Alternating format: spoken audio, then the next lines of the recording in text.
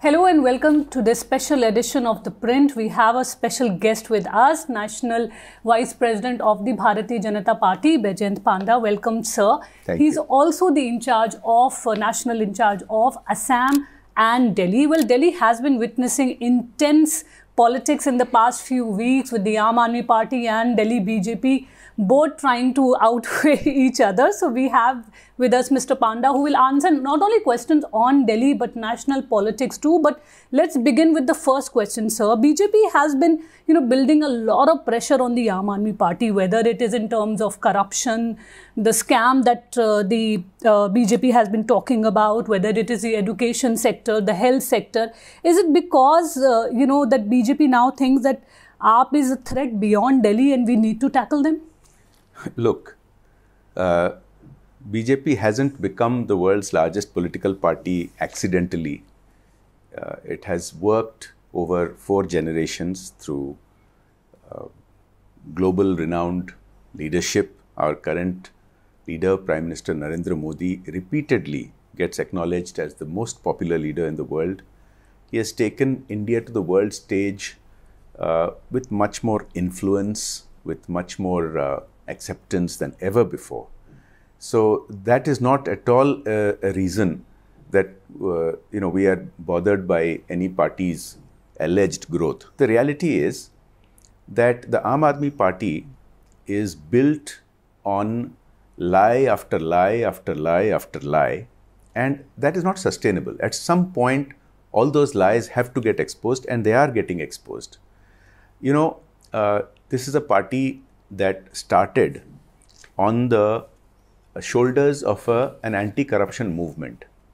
And you should look at what Anna Hazare ji has just now said. He has written a letter to the Delhi Chief Minister, and your viewers should see the contents of that letter, how this party has betrayed that movement.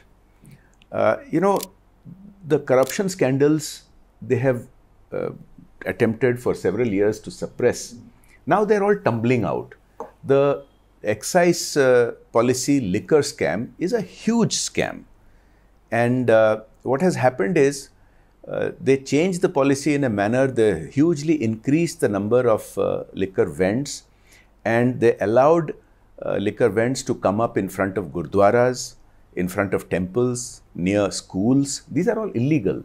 They broke zoning laws by allowing liquor vends in buildings which do not permit that. As per their own written, then they allowed contracts to be given to liquor wholesalers who were blacklisted by the Delhi government itself. Now, these things don't happen just in the air. They happen because of corruption. They happen because of kickbacks. And similarly, there are many exposes that are coming out. They go around beating their drum about the schools and the education system, but just compare what the RTI says and what they claim. Now, the RTI is of their own government, and you'll see the stark contrast. They claim about their mohalla clinics, which did not do anything in the COVID pandemic. They remained shut. They did not give a single vaccination.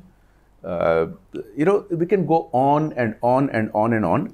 Now, finally, what is happening is when all these things are tumbling out, the skeletons are tumbling out, and they are being investigated, you can see the panic. They are trying to stir mud and throw mud at everything else, but they are not answering these questions. But they are claiming that, they are not at fault, and Manish Sisodia is saying that, CBI could not find anything when they tried to search, at his residence, and he's saying that if he's done anything, why is he not being arrested? I think Manish Sisodia ji and Aam Aadmi Party have become experts at giving themselves clean chits. And they have tried to fool people for many years. The reality is that you should ask this question of them. Media should pursue these cases. Now, how come liquor vends were allowed in buildings where the zoning law says no? How come blacklisted companies were allowed to take over the liquor business in Delhi? Blacklisted by the Delhi government. These are questions you should ask. Now, Delhi ministers can give themselves clean chits, but another minister who used to take the same stand has been in jail for months, and the courts are not giving them bail. Now, investigations have a process that have to be followed, because contrary to the image that some people try to spin. There is no witch hunting. There is no, misuse of any of these authorities. The reality is that evidence has to be corroborated, evidence has to be backed up, and that is being done. And, if he has such a great wish to get arrested, I'm sure that wish will be fulfilled soon. The delimitation exercise is almost complete. And so when can we expect the municipal elections? The Aam Aadmi Party has been claiming that it is because BJP was scared of losing the municipal polls that they, tried to unify and push the elections further as much as they could. Look, the BJP has won the municipal elections repeatedly. We have a very, very strong base at the local level. The Aam Aadmi Party, because it has misused state policies and state coffers, has been trying to do the same thing with the municipal corporation. The BJP is not at all scared. We are, we look at our position. Look at the vote share. Yes, we may have lost the state election last time, but our vote share has kept on increasing. And we have won all 7 MP seats in Delhi. That's not it at all. Everybody knows that the municipal corporation was split because of an earlier Congress regime where they did not want a leadership to come up that could be on par with the chief minister. Now, those were personal agendas, and it does not make sense for a city to have so many different municipal corporations. Particularly, you could see the vast disparities between the South Delhi Municipal Corporation, the East Delhi. You could see those vast disparities, and that's not fair to the people of Delhi. It also is not fair to duplicate and triplicate the infrastructure and the overheads and the staff. It's just wasteful expenditure. So this was very much necessary. Delimitation was very much necessary, and delimitation is an open process. People have an option to make their comments, and all parties are making their comments, including us and others. So that is just their way of trying to spin any news, good news, bad news. They try to spin it in their own way. It's just false. Well, you mentioned Delhi elections, since 1998. It's been almost over, 24 years, and the BJP has not been able to come to power in Delhi. Why is that? And keeping that in mind, how difficult is your assignment as the BJP, Delhi in charge? Let me repeat. We have been sweeping by winning all the MP seats in Delhi. We have repeatedly, multiple times, 3 times in a row, we have won the Municipal Corporation of Delhi. And you're right, we have not won the state election for a variety of reasons. The last few years, now look at this current government. It has resorted to the kind of wanton freebies, the same kind of policies that has led to Sri Lanka's collapse, the same kind of policies that many other countries are facing dire situation. They don't care about the future of Delhi. They don't care about the future of Delhi's citizens. They want to misuse the authority that they have in the state government for keeping themselves in power. So we will counter that, and we will counter that with proper policies, helping people where help is genuinely needed, but not wantonly misusing state government finances to win elections like they have been doing. We will counter that. Well, you did mention Lok Sabha elections. Yes, BJP has been winning that, and people say that Modi magic seems to be working there. You always end up winning all the 7 seats. But what about state assembly election? Why is Modi magic not working there? Look, I think we discussed this a little bit earlier. Of course, Prime Minister Modi is not going to be the Chief Minister of the state, and there will always be differences in voting at the municipal level and the state level and the national level. So is there a leadership crisis in Delhi? Not at all. See, the leadership of Modi ji, the leadership of our party president JP Nadda ji, the leadership of Amit Shah ji, these all count. They do help us in Delhi. And we do have leaders in Delhi. We have members in the union ministry. We have had cabinet ministers. We have had very popular personalities who are today serving as MPs and MLAs. There is no leadership crisis. We will win Delhi. We see that, in Gujarat as well as Himachal elections, the issues related to Delhi, whether it is the power related subsidy or the water or infrastructure or the recent, the scams and corruption that BJP claims that has, come up, they are being showcased there. So how Delhi BJP is sort of working as the nodal, they keep on providing these videos and all of that. How is that functioning? First of all, I want to point something out to media. Yeah. When it comes to Aam Aadmi claims, which are repeatedly being exposed by RTI, you don't call them claims. But when it comes to the scams of Aam Aadmi Party, you say BJP claims. No, once... Because there are, look, so you have to have a balance in reporting this. The reality is, Aam Aadmi Party's claims on their education model has been exposed repeatedly. Please look at the RTI reports. Please look at the papers which have been sent by the Honorable Lieutenant Governor to the investigating agencies. Aam Aadmi Party's claims about their health model. They didn't build a single hospital in Delhi for 8 years.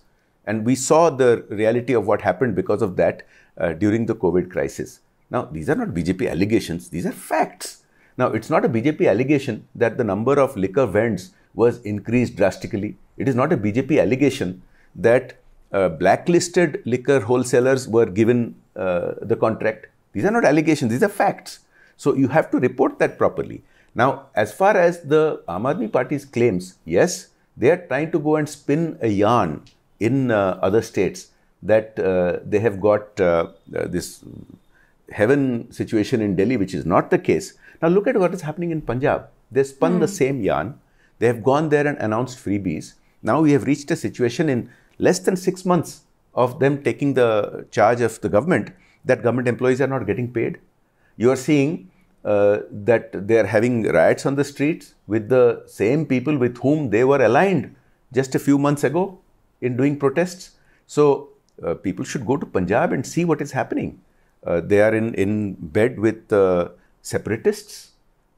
So, they will try all these things. The reality is, people of Gujarat, people of Himachal and other states are also going to get the real facts of Delhi, of Punjab, and that is causing the Aam Aadmi Party a great deal of bother. But is there greater interaction between the state units and, sort of sharing literature, the videos that, on the liquor scam and all that we keep on seeing on Twitter? Is it being shared with the other units also? Well, in today's day and age, with or without coordination, everybody gets to see everything.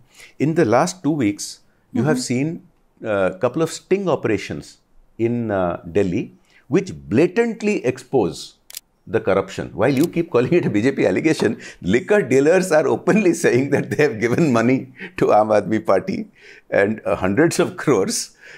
So this obviously is not seen only in Delhi. It is being seen in Gujarat. It is being seen in Himachal Pradesh. And of course, we are a national party. I will coordinate with my counterparts in other states and share information with them and get them to come here and see what's happening. Well, you maintain that there is no leadership crisis in Delhi, but we keep on hearing about the infighting that goes on.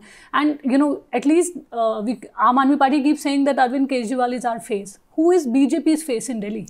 See, BJP being the largest national party, we have a lot of choices.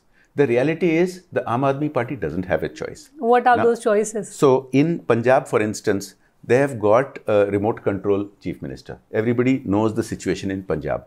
We have plenty of choices. We have a system of choosing our leader, and we are a democratic party. Aam Aadmi Party is not a democratic party. It's controlled by one person, and they decide who will be their dummy. That's not how it works in BJP. And when the time comes, we will have an appropriate choice. And announce it? We will have an appropriate choice at the right time. Okay, let's take you back to your home state, Odisha. The BJP seems to have virtually given up. The aggression that we see in other states, that seemed to be missing in Odisha right now. Why? In fact, that's not true. In recent months, the BJP has started renewed efforts in Odisha. Just recently, we have concluded our 3-day state-level training exercise, which happens all over the country in every state, and senior national leaders had gone there and spoken, and you can monitor what they have said. There is no lack of intent at all in the BJP's plans for Odisha. You see, over the years, the BJP has come to second position. It used to be that Congress originally was in the first position. For last 2 decades, Congress was in second position. But from the last election cycle, the BJP is a clear number 2 with a fairly narrow gap from the party that is in government there. So this is a process, and it's not a fluke, it's not a flash in the pan. It has happened with us growing our number of MPs quite dramatically. It has happened with us growing our number of MLAs in Odisha quite dramatically. If you look at the kind of exercises that are going on in Odisha by the party to strengthen the party at the grassroots level, to take our national programs to every nook and corner of Odisha, you can go and see there's a buzz. I would encourage you to go and visit Odisha. You'll see the buzz that's happening. But then what happened during the Panchayat and the Zilla Parishad poll? The BJP did not perform the way, it had done earlier. So what exactly organizationally is there something, going wrong or some changes that are required? So you are right that the BJP, we did less well in the Panchayat elections some months ago than in the last cycle. But our vote share is more or less very similar. Okay. Now, local elections, whether they are Panchayat elections or they are by-elections, usually are dominated by the party which is in government in the state. And that's the factor that we have seen at play there. But the fact that our vote share has not been impacted very significantly shows that the BJP has a core strength. People are wanting to vote for the BJP. I think the current lead up to the next election cycle, you will see dramatic changes in Odisha. I have no doubt whatsoever that we will form the government in Odisha and win a majority of the MP seats next time around. At the same time, some critics notice that there has been a softening towards, BJD, Mr. Patnaik. Is it because BJP sees them as a potential ally, or is it because PM shares a cordial relation with him? The way, other chief ministers are targeted, he is not. No, look, the targeting that you talk about, I suppose you mean investigations, and those depend on investigative agencies. Let's not get confused between party and government. Mm-hmm. We are, despite what media tries to claim and spin, the ethics of government and the ethics of that separation between party and government is very scrupulously followed by the BJP.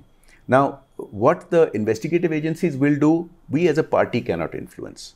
We can do grassroots movements. We have been doing grassroots movements against, there have been these rape and murder cases of women and minor girls in Odisha. We have been organizing protest rallies. We have been organizing gheraos. We have been on the ground as a party fighting against that decline in law and order situation and many other issues. As far as the investigative agencies go, they will depend on what evidence they find. It will depend on corroboration of those evidence. Now, as far as you mentioned the Prime Minister or other ministers, now there is a parampara of governance that we honor. When the Prime Minister talks about cooperative federalism, he means it. You can see that whenever there's a natural disaster, and Odisha has many, virtually every year, the Prime Minister reaches out and helps Odisha without thinking that whether it is a BJP government there or some other government, and this is true of every other state. Where the Prime Minister and the NDA government in the nation has done the same thing for West Bengal, has done the same thing for Maharashtra when it was not, when it did not have BJP in government.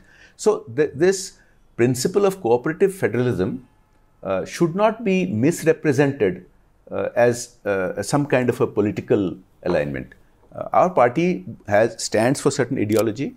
We do politics in a very straightforward manner, and we will continue to do that. Well, while you are largely confined to Delhi and your other national, engagements, and obviously you do concentrate on your former Lok Sabha constituency, what about Odisha? Who is the face of the party in Odisha? So you keep coming back to this question of who is the face.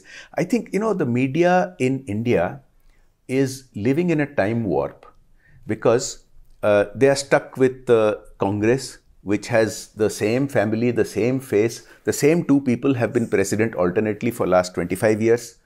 You are stuck with Aam Aadmi Party, which is a one-man party, and it's got the same face. Now look at the BJP.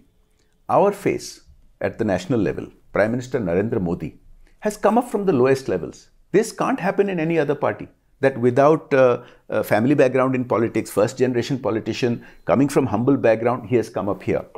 Before that, we've had national leaders like Atalji, Advaniji and others. How did they come up? Not because they had an uncle or a father in politics. So let's not get hung up on that. Just like we have created, look at the faces that we have got around the country.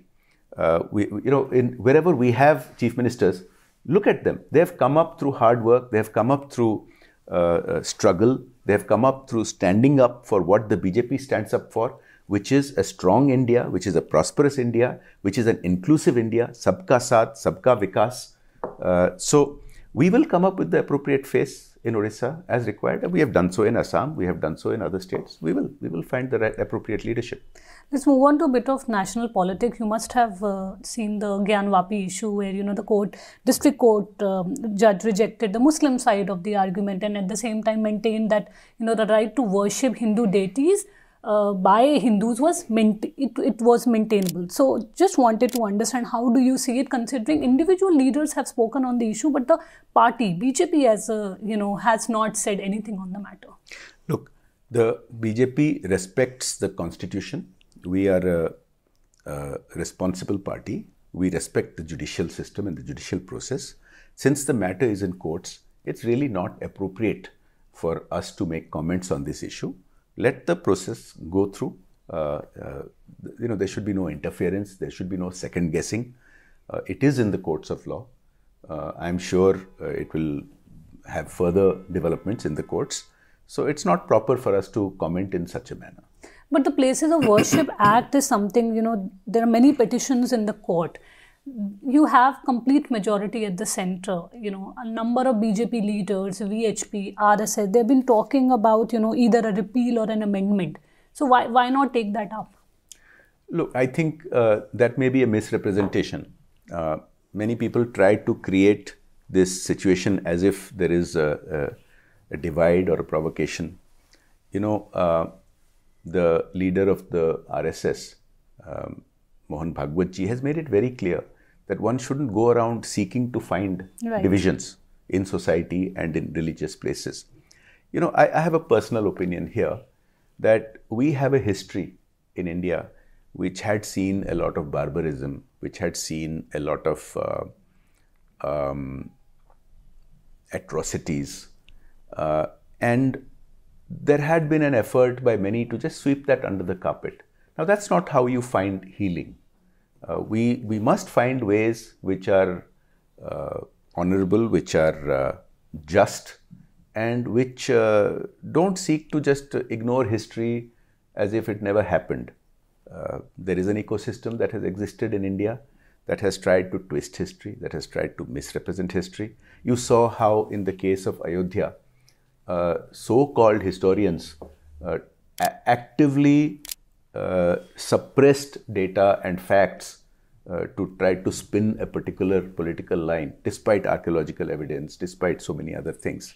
So we should have a viewpoint that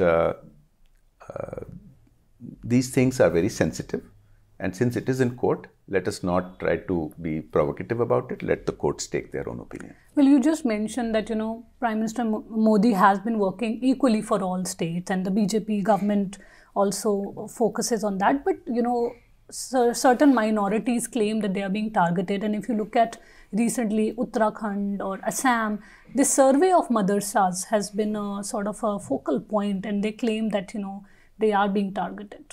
Again, this is a part of a narrative that is being promoted by certain sections. I can tell you, when our government's motto is Sabka Saath, Sabka Vikas, Sabka Vishwas, Sabka Prayas, we really mean it. You can look at the hundreds of government schemes. You can look at the hundreds of millions of Indians who have been helped by all these government schemes, and you will not find one case of discrimination. There has not been a single case where anybody has been discriminated because of their religion or their caste or so on and so forth. So the huge overwhelming facts say one thing, and certain people trying to promote a narrative say something else.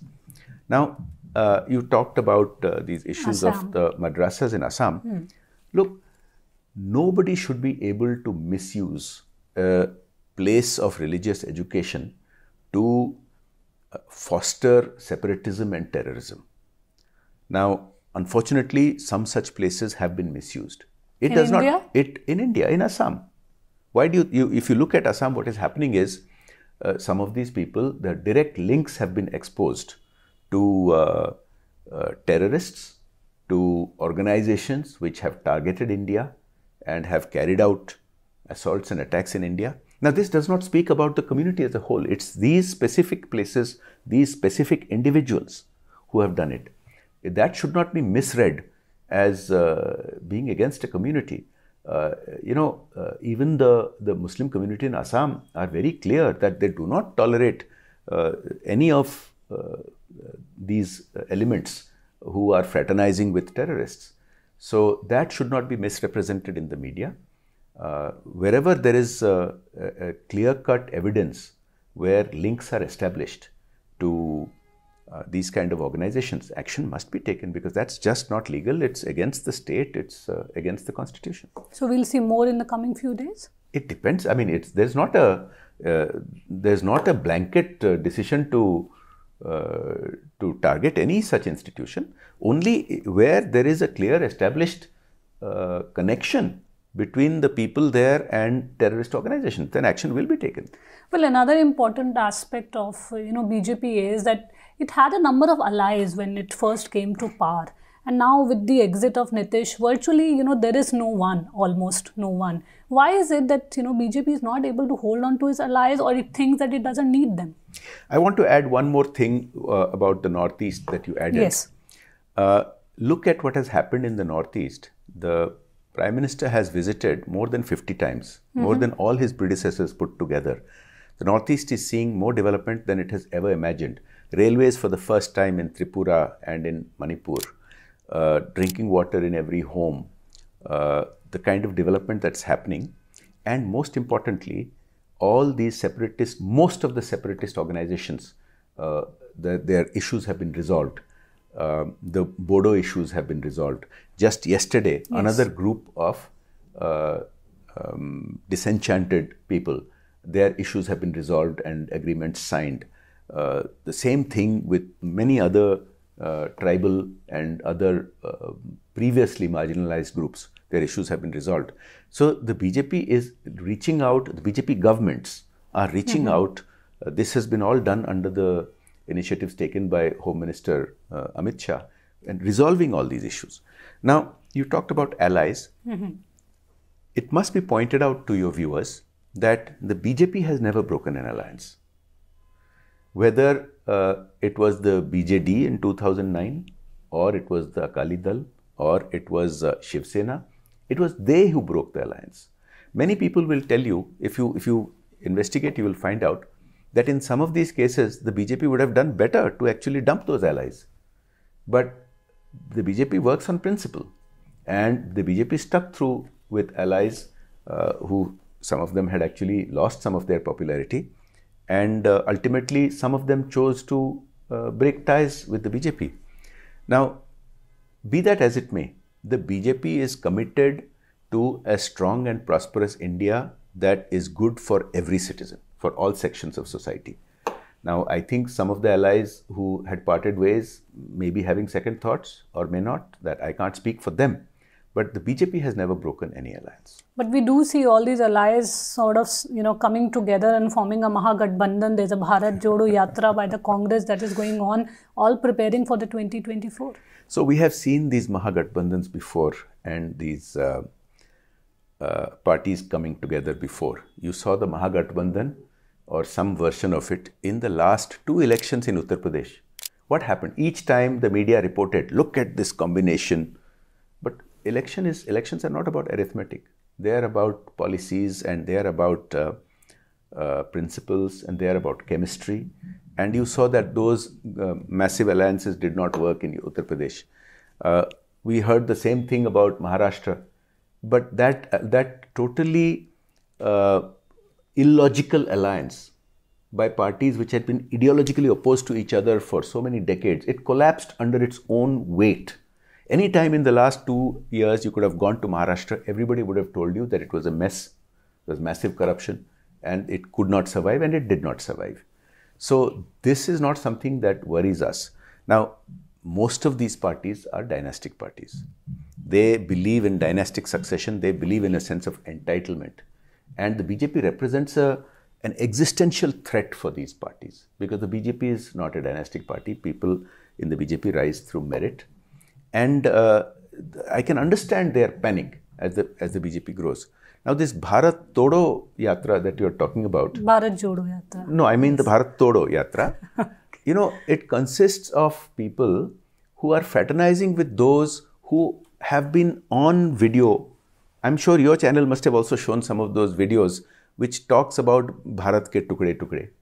Now, so they are on record as wanting to do tukde tukde of Bharat.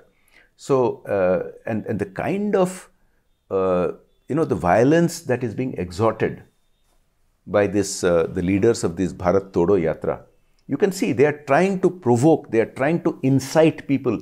They are coming out with rather heinous visuals of setting fire to people. It's not acceptable to the people of India.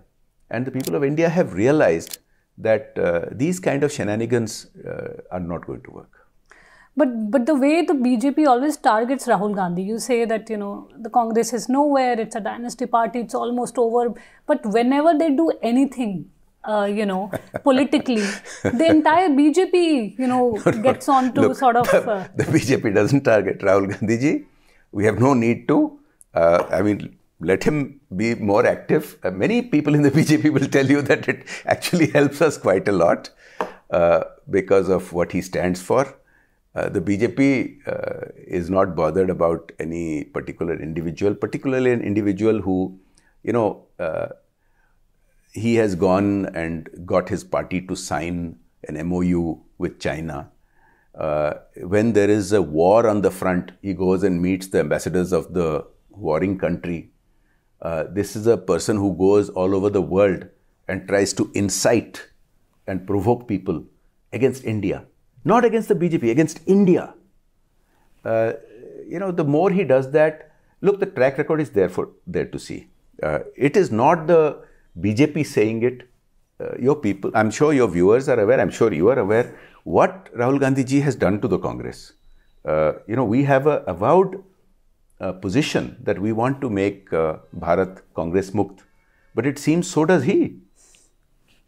Well, one last question as far as Delhi is concerned. What is the roadmap for Delhi as far as the Delhi BJP is concerned, and what all can we expect from you in the coming few months?